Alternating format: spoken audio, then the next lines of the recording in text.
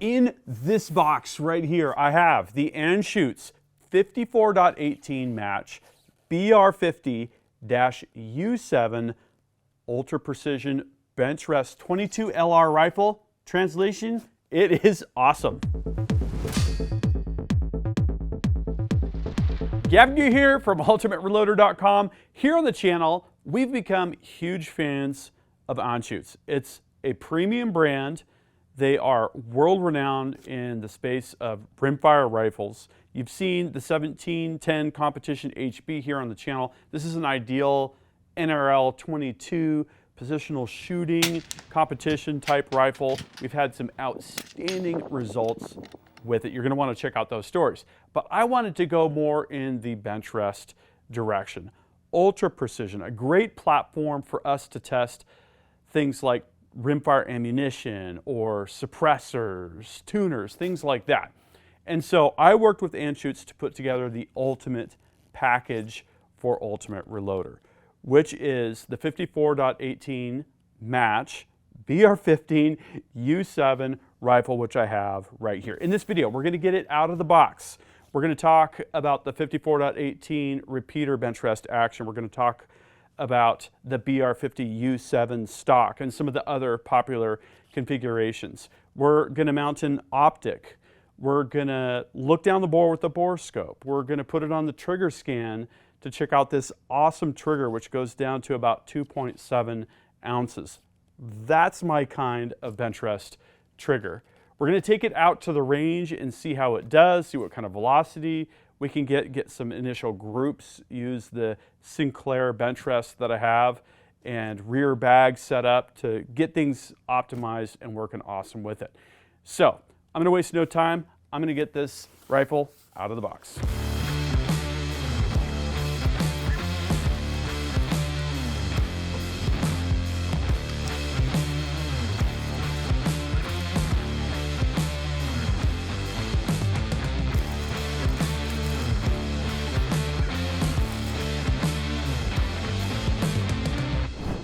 So here's what was in the box. We've got the 54.18 barreled action with bolt, which was bagged separately. We've got the trigger guard, which is going to go along with the BR50-U7 stock. We've got some printed materials. We've got the quality control card. Now I take a look here and we've got a test target that shows a 10-shot group during the test firing that went into about 0.3 inches at 50 meters, 10 shots.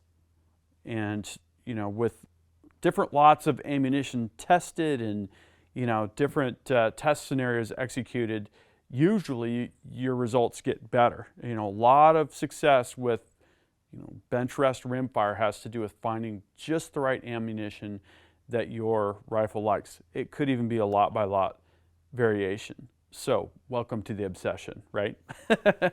We've got action screws, and the bag is labeled 25 to 30 inch-pounds. Love that we have the information right there. And we have a lock, which I will not be using because I use a gun safe, and so should you. So that's what we've got in the box. I'm going to install the barreled action in the stock, and we'll take a look at all the options and the specifications for this particular package.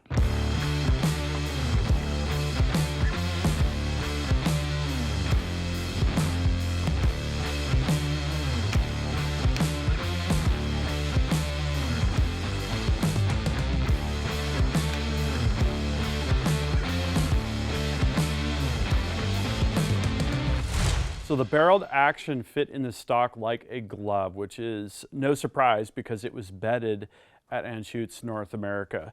Really nice fit and finish on everything. Everything slid together perfectly, and I torqued the action screws down to about 29 inch-pounds. Let's talk about the different configurations for the 54.18 offerings from Anschutz. So first off, there's two barreled action variants. We've got the 54.18 20-inch barrel threaded configuration, which is what I've got here. I definitely wanted that threaded barrel because, like I said, I'm going to be testing things like tuners and suppressors, and the combination of a tuner and different lots of ammunition I think will be a really great capability to have. There also is a 25.9 inch non-threaded configuration for the 54.18 barreled action. And the 54.18 is the one that specifically is a repeater. There's a lot of single shot Benchrest rimfire rifles out there. I like the fact that this one takes a magazine, and that's going to make some of my testing a bit more fluid and straightforward. So for the stock options, there's really two. There's the BR50 U2, which has a sloped buttstock, a rubber butt pad, and the Anschutz logo. What I've got here is the BR50 U7, which has no logo on the side, no rubber butt pad, and a straight slope on the bottom of the buttstock. I really wanted that straight slope on the bottom of the buttstock so that as this rifle is tracking in the bench rest, we have a straight profile for the forend, straight profile for the buttstock, and that should lead to some really, really awesome tracking and great precision. So some extra detail on the 54.18 action. As I mentioned, the .18 is the designation for the repeater Benchrest action. It comes with the 50-18 match trigger, which is adjustable between 2.4 ounces and 7 ounces and can be configured either as a single stage or two-stage trigger depending on how it's adjusted. It's got the 20-inch barrel for this particular configuration and threaded half 28 on the muzzle, which is going to be great because all my muzzle accessories for rimfire are half 28.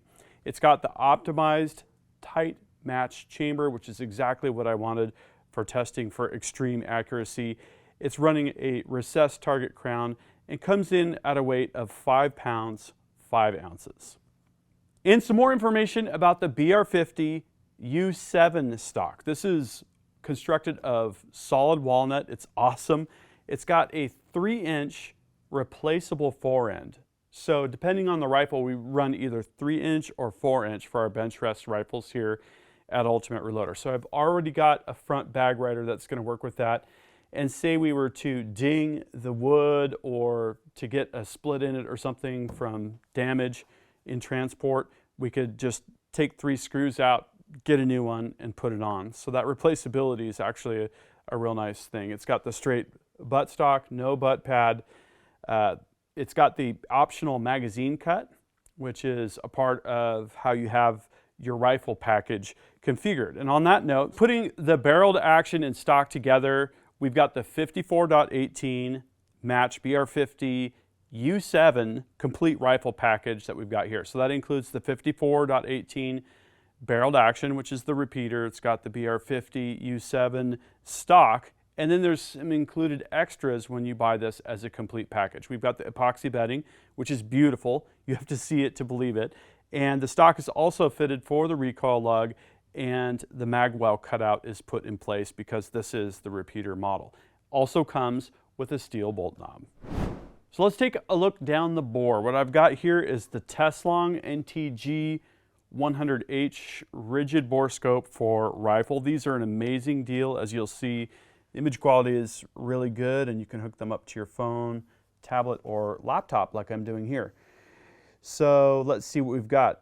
Definitely a little bit of debris, probably from transit. Looks like I need to run a patch through this, but things are looking pretty smooth there. Just the slightest hint of copper there from the test firing. I know there's been at least 10 rounds put through this because we have that target test card there. Yeah, looks good.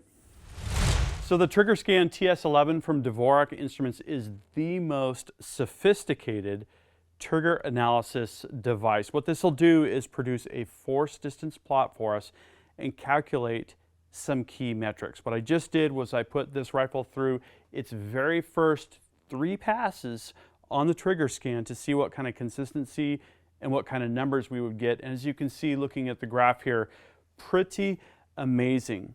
So to start off with, we've got peak force for the trigger pull of about 3.8 ounces. That is awesome.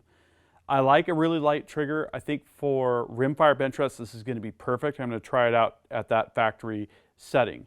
For my centerfire rifles on the bench, I'm running 6 to 7 ounces, and I'll actually use those for limited applications in the field as such. So travel to actuate, 3 different passes, 64 thousandths of an inch every single time.